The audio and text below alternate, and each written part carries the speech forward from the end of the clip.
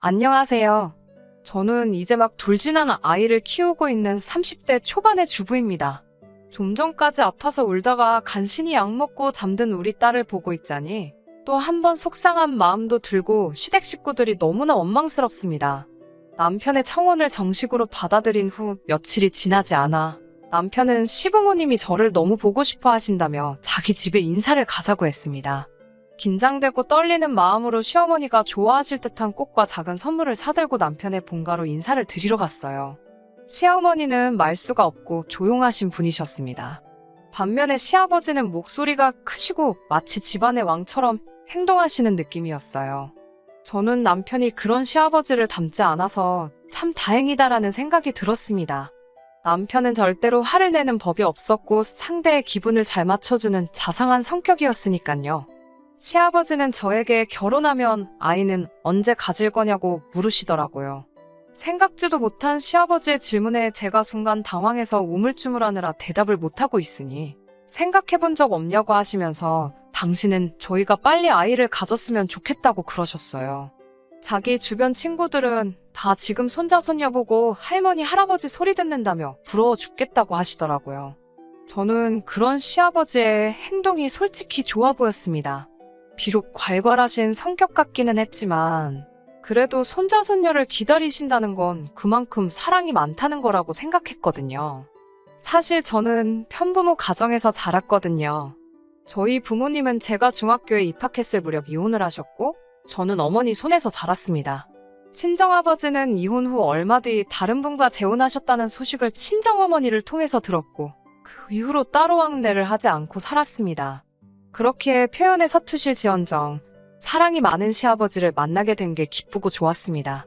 그런데 지금 그런 시아버지 때문에 이혼을 생각하게 되었네요. 제가 임신 6개월 정도 됐을 무렵 시아버지의 생신을 축하하기 위해 시댁에 가게 되었습니다. 사실 제가 남들보다 양수가 많은 편이라 임신 기간 동안 외출을 자제하고 있었거든요. 그런데 시어머니가 아무리 몸이 안 좋고 무거워도 시집오고 처음 맞는 시아버지 생신이니까 시댁에 오라고 하시더라고요. 그러면서 올 때 미역국하고 갈비 정도는 해올 수 있지? 그러셨어요. 사실 얼마 전에 친정어머니도 생신이셨는데 친정어머니는 몸도 힘든데 무슨 생일이냐면서 나중에 애 낳고 같이 맛있는 거나 먹으러 가자고 하셨거든요. 제가 결국 친정어머니께 상황을 알리니 걱정 말라면서 엄마가 다 해줄게 그러시더라고요. 그러고는 정말 친정어머니가 미역국에 갈비까지 다 해주고 가셨습니다. 다행히 시부모님은 제가 준비해 간 음식이 너무 맛있다면서 절 칭찬하시고 좋아하셨어요. 그런데 문제는 생각지 못한 곳에서 터졌습니다. 시아버지가 임신한 며느리인 제가 있는데도 거실에서 줄담배를 태우시더라고요. 보다 못한 시어머니가 담배 좀 끄라고 한마디 하시니까 어디 며느리 앞에서 남편한테 이래라 저래라 하고 있느냐며 제정신이 아니냐고 며느리가 보고 배우면 어떡하냐고 막말을 하시더라고요.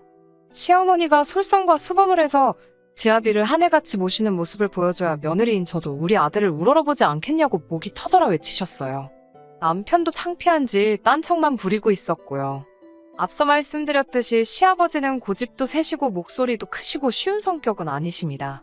게다가 흡연과 음주라는 안 좋은 생활 습관도 가지고 계셨어요. 남편 말에 의하면 술이 정말 심할 때는 일주일에 한 번은 경찰서에 가서 모시고 와야 할 정도였다고 하더라고요. 담배도 하루에 2갑은 피실 만큼 골초십니다. 물론 이 모든 건 시아버지의 성향이고 기호사항이니 며느리인 제가 하시라 마시라 할 일은 아니지요. 그래서 저도 시아버지께 한 번도 실은 티를 낸 적이 없습니다. 단지 건강이 안 좋을 것 같으니 항상 줄이시라고 말씀드리고 부탁드렸습니다. 그러는 와중에 제가 임신을 하게 되었고 그때부터는 시아버지의 그런 생활 습관들이 솔직히 정말 신경 쓰이긴 하더라고요. 간접흡연이 그렇게 안 좋다고 하는데 시아버지는 담배 피고도 90살 넘게 사는 사람들이 얼마나 많은 줄 아냐면서 다 지 팔자대로 사는 거라고 하시더라고요. 자기 친구 중에 술, 담배는 거들떠도 안 보던 녀석이 있었는데 그 자식이 친구들 중에서도 제일 먼저 죽었다고 하면서요. 그런 말씀을 아무렇지 않게 하시니 어쩔 수 없이 제가 시아버지를 피하는 것 말고는 방법이 없었습니다. 아무튼 그때 정말 마음이 불편하고 불쾌했지만 그래도 시집온 지 1년도 안 된 상황이라 실은티도 차마 못 내고 결국 토하기 일보 직전이 돼서야 집에 왔습니다. 저는 남편에게 정말 비위도 상하고 스트레스도 많이 받았다고, 출산 전까지는 웬만하면 시댁에는 안 가고 싶다고 조심스레 말했습니다. 다행히 남편도 절 이해하고 자기도 속이 안 좋았더라고 그냥 다음부터는 가지 말자고 하더군요. 그렇게 시간이 흘러 몇 달 뒤 저는 눈에 넣어도 아프지 않을 딸을 낳게 되었습니다. 그런데 의사 선생님 말씀으로는 호흡기가 좀 안 좋다고 하더라고요. 생각지도 못했던 일이라 순간 눈앞이 깜깜했어요. 모든 게 엄마인 제가 뭔가 잘못해서 딸이 아픈 것만 같아 죽을 만큼 가슴이 아프고 괴로웠습니다. 친정어머니나 남편은 모두 제 잘못이 아니라고, 그리고 죽을 병도 아니고 불치병도 아닌데 뭘 그러냐 하며 괜찮다고 절 위로해 주었습니다. 하지만 시부모님의 반응은 달랐습니다. 시아버지는 저더러 깔끔 떨 때부터 알아봤다면서 혼자 깨끗한 척은 다 하더니 이게 뭐냐고 빈정거리셨어요.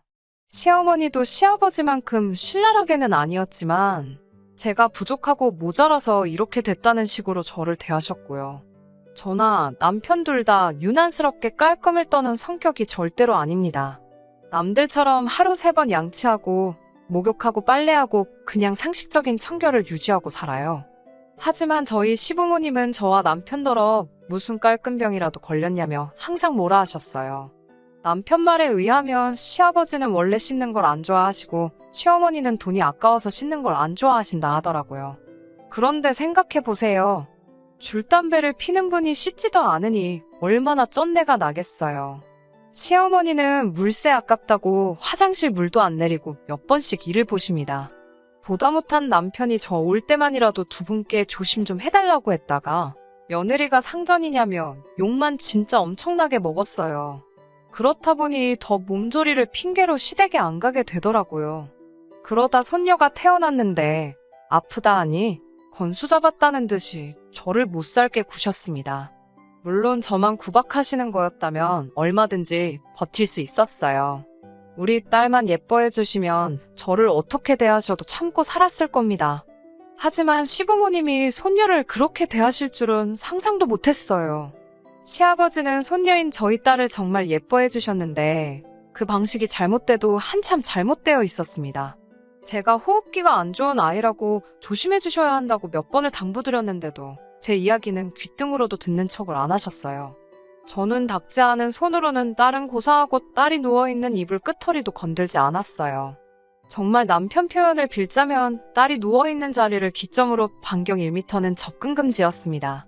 게다가 아직도 코로나에 걸린 환자들이 나오고 있었으니 제가 예민하게 반응할 수밖에 없었어요. 그런데 시아버지는 제가 그러는 걸 뻔히 아시면서도 개의치 않으시고 툭하면 저희 집에 오셨습니다. 지난번에는 시아버지가 대낮에 연락도 없이 집에 오셨어요.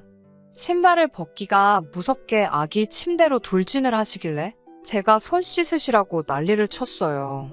그러자 들릴 듯 말 듯 뭐라 하시면서 맹물에 손을 씻는 둥 마는 둥 하시고는 아이를 침대에서 안아 올리셨어요. 주스 한 잔 내어드리려고 부엌에 간 사이에 시아버지는 저희 딸을 소파 위에 눕히곤 볼을 깨무시고 난리가 났더군요. 저는 깜짝 놀라서 시아버지한테서 딸애를 빼앗았습니다. 지금 뭐 하시는 거냐고, 애한테 위생 상태가 얼마나 중요한지 모르시냐고 했더니 시아버지가 위생 상태? 지금 내가 더럽다는 거냐? 라고 하시면서 갑자기 저에게 욕을 하시더라고요. 그러면서 옛날에는 흙 먹고도 다 건강하게 컸다면서 제가 오히려 과잉 보호를 하니까 애가 약해 빠졌다는 거예요.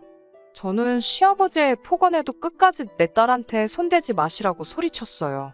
그러자 네가 뭔데 내가 내 손녀를 바라말하냐며 저더러 무슨 자격이냐고 물으시는 거예요. 어이가 없어서 제가 얘 엄마라고, 제가 10달 품고 있다 내 배불러 낳은 제 딸이라고. 아버님이야말로 무슨 자격으로 그런 더러운 손으로 입으로 애를 만지작거리시냐고. 당장 나가시라고 소리를 지르고 아이를 데리고 방 안으로 도망치듯 들어갔어요.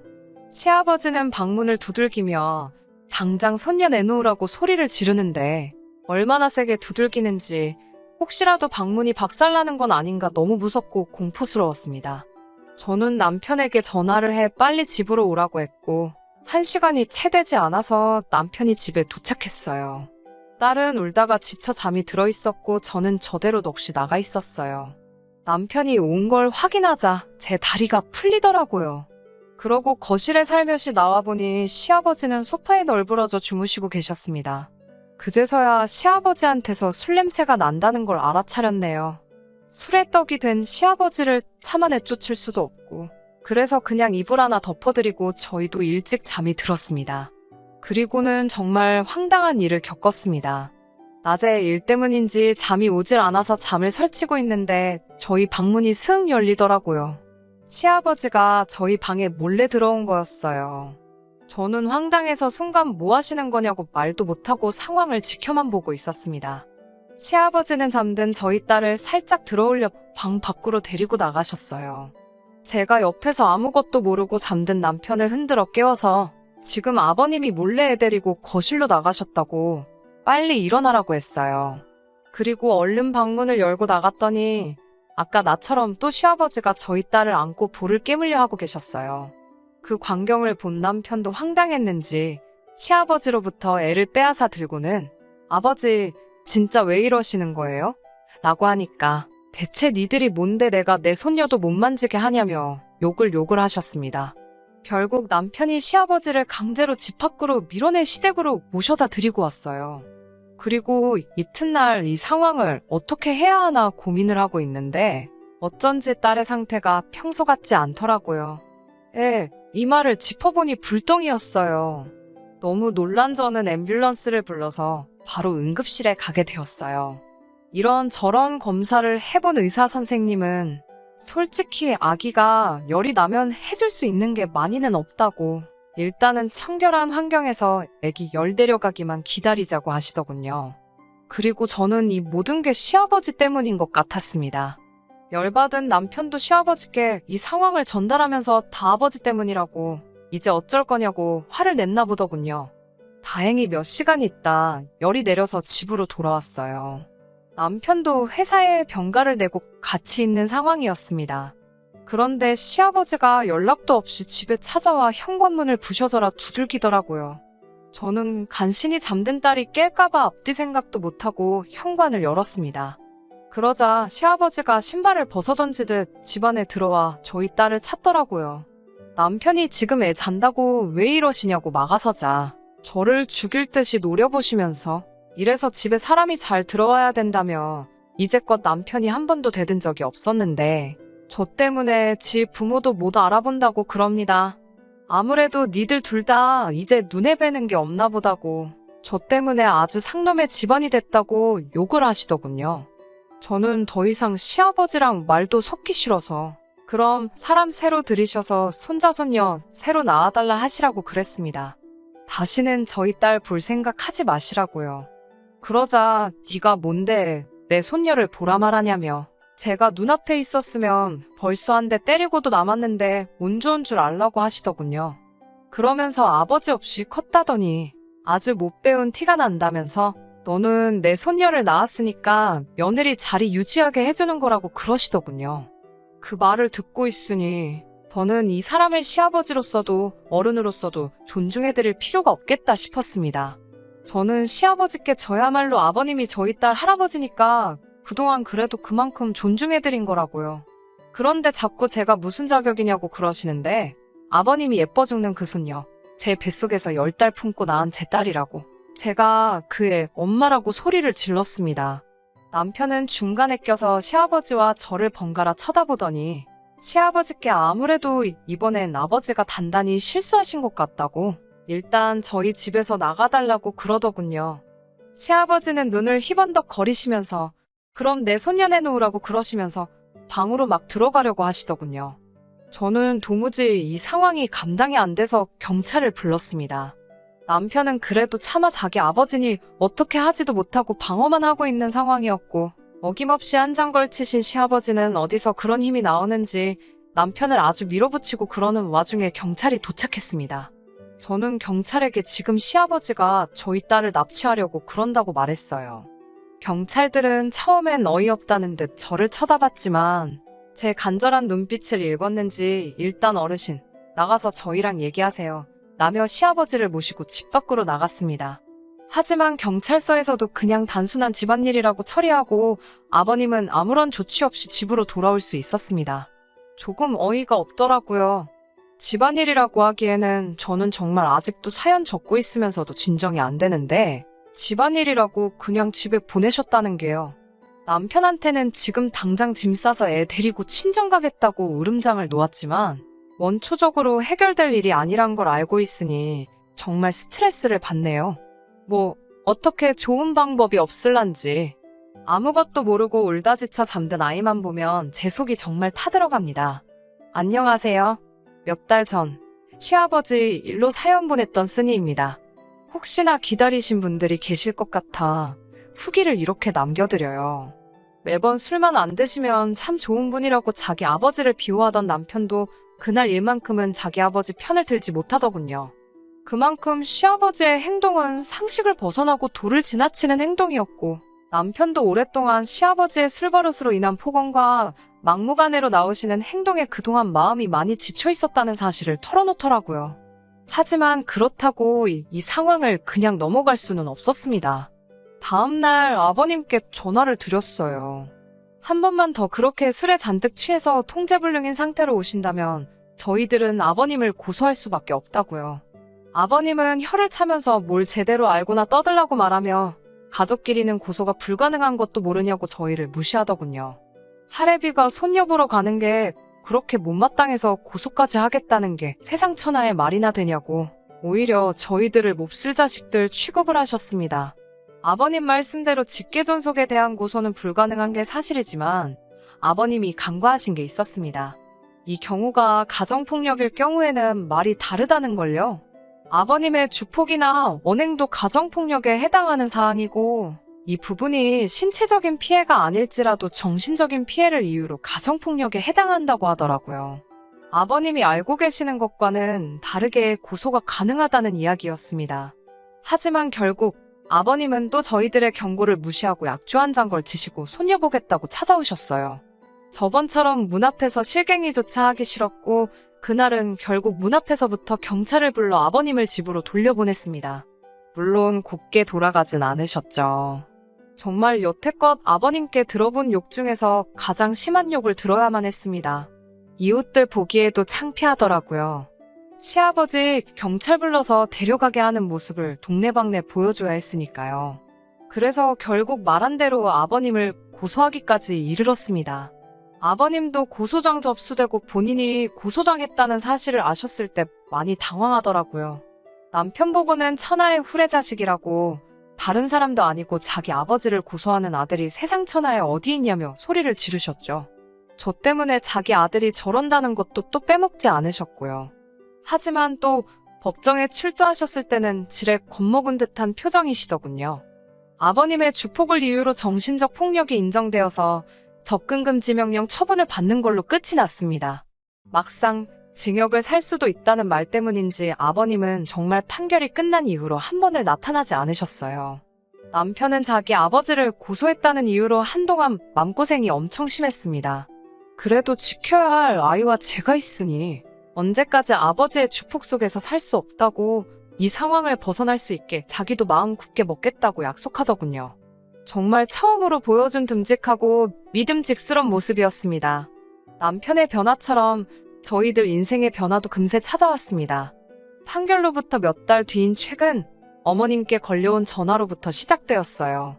아버님이 저희한테 꼭 하고 싶은 이야기가 있어서 그러는데 잠깐이라도 시간 좀 내주면 안 되겠느냐고요.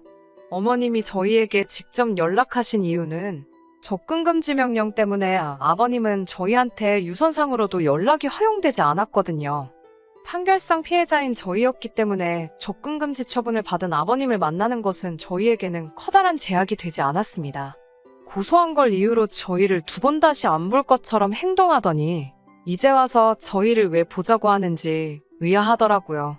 아버님은 저희를 보자마자 고개 숙여 지난 날들의 일을 사과부터 하셨습니다. 참 의외였습니다. 그 고집세고 자존심 강한 시아버지가 잘못을 인정하고 저희에게 사과한다는 게요. 접근금지 명령을 받고는 처음에 저희에게 화가 많이 났던 건 사실이라고 하셨습니다.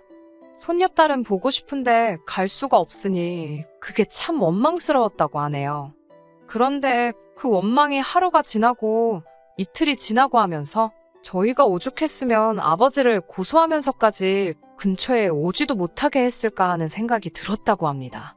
그리고 그때부터 노력해서 지금은 담배도 끊었고 술은 진작에 끊었다면서 자신에게 한 번만 더 기회를 달라고 부탁하시더라고요.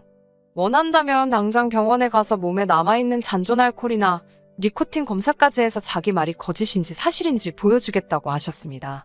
아버님에게서 진심이 느껴졌어요.